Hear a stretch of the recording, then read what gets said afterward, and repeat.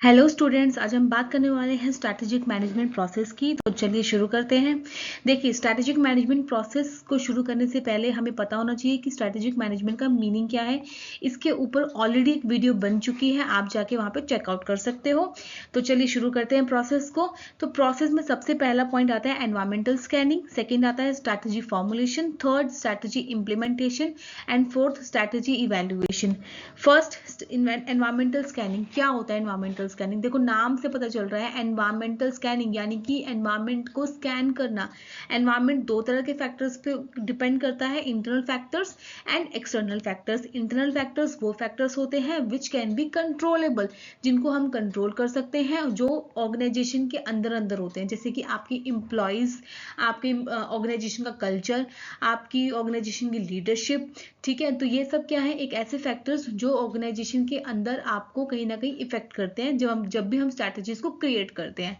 और external factors वो factors जो outside in the organization, outside the organization आपकी स्ट्रैटेजीज को या आपकी ऑर्गेनाइजेशन को इफेक्ट करते हैं, जैसे कि आपके legal factors, social factors, political factors, technological factors. तो जब भी हम स्ट्रैटेजीज को बना रहे हैं तो पहले हमें क्या करना पड़ेगा, एनवायरमेंट को स्कैन करना पड़ेगा। जब हम स्कैन कर लेंगे तभी हमें पता चलेगा कि हमारी स्ट्रेंथ क्या है, हमारी वीकनेस क्या है, अपॉर्चुनिटीज और थ्रेट्स हमारे पास क्या है।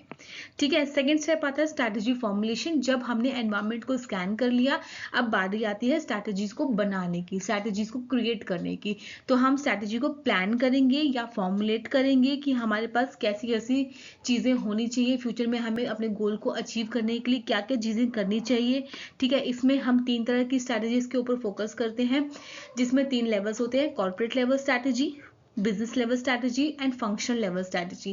कॉर्पोरेट लेवल स्ट्रैटेजी, क्वेश्चन आता है कि होता क्या है। कॉर्पोरेट लेवल स्ट्रैटेजीज वो स्ट्रैटेजीज होती हैं जब हम किसी पर्टिकुलर ऑर्गेनाइजेशन के बारे में ही, ऑर्गेनाइजेशन को लेकर ही स्ट्रैटेजीज क्रिएट करते हैं। एग्जाम्पल के लिए जैसे कि टाटा क्या है, जब हम टाटा के ऊपर ही सिर्फ स्ट्रैटेजीज को बना रहे हैं। ठीक है, ऑल्दो टाटा बहुत सारे बिजनेस यूनिट्स में डील करती है, जैसे कि एग्जांपल स्टील्स, ऑटोमोबाइल्स या कोई भी हेल्थ इंडस्ट्रीज। ठीक है, तो हमें बट यहाँ पे जब हम बात करें कॉर्पोरेट स्ट्रैटेजी की, इसका मतलब ये है कि हम सिर्फ टाटा के ऊपर स्ट्रैटेजीज बना रहे हैं। जब हम बिजनेस लेवल की स्ट्रैटेजीज की बात कर रहे हैं तो हम टाटा के जो बिजनेस है, जैसे कि आपके स्टील और आपकी ऑटोमोबाइल्स, हम उसको लेकर स्ट्रैटेजीज बना रहे हैं। जब हम बात करें फंक्शन स्ट्रैटेजीज की, तो हम यहाँ पे एक ऑर्गेनाइजेशन के फंक्शनल, जैसे कि उसके एचआर, मार्केटिंग या आईटी डिपार्टमेंट को लेकर जो स्ट्रैटेजीज बना रहे हैं, that comes into the functional strategies. तो हमने क्या करा, स्ट्रैटेजी को बनाना शुरू करा फॉर्मुलेशन में। थर्ड आता है स्ट्रैटेजी इम्प्लीमेंटेशन। जब हमने क्या करा, जो स्ट्रैटेजी हमने चूज करी है उसको एक्शन में कन्वर्ट करा, यानी कि उसको अब काम पे लगाना शुरू करा, तो वो उसे हम बोलते हैं स्ट्रैटेजी इम्प्लीमेंटेशन, यानी कि putting the organization chosen strategy, जो ऑर्गेनाइजेशन ने स्ट्रैटेजी चूज करी है इनटू एक्शन। ठीक है, स्ट्रैटेजी इंप्लीमेंटेशन के अंदर क्या क्या चीजें होती है, जैसे कि ऑर्गेनाइजेशन का डिजाइन, जो स्ट्रक्चर है उसको डिजाइन करना। ठीक है, जो जो रिसोर्सेज ऑर्गेनाइजेशन के पास हैं या जो जो अवेलेबल हैं उनको डिस्ट्रीब्यूट करना, डिसीजंस लेना, ह्यूमन रिसोर्स को मैनेज करना। ठीक है, ताकि और इससे क्या होता है, इससे हर एक एम्प्लॉयज को उनके रोल्स एंड रिस्पॉन्सिबिलिटीज क्लियर होते हैं कि उनको काम करना क्या है। ठीक है, जो काम उनको, जो स्ट्रैटेजी बनी हुई है या जो स्ट्रैटेजी फॉर्मुलेट करी है उसके ऊपर काम क्या करना है, तो ये सभी चीजें इंप्लीमेंटेशन में आ जाती है।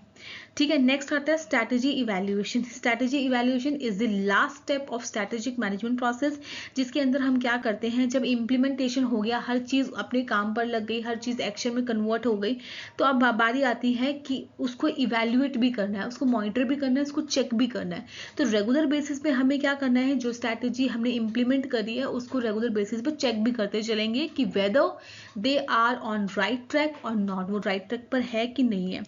ठीक है, and they are going to be provide desired result और नॉट, वो हमें रिजल्ट दे रहे हैं कि नहीं दे रहे हैं। अगर इन केस कोई भी डेविएशंस होते हैं या कोई भी डिफरेंसेस आते हैं, then what we have to do, we have to take a corrective action, ताकि हम उस पर अच्छे से काम कर सकें और कुछ एक्शन ले सकें।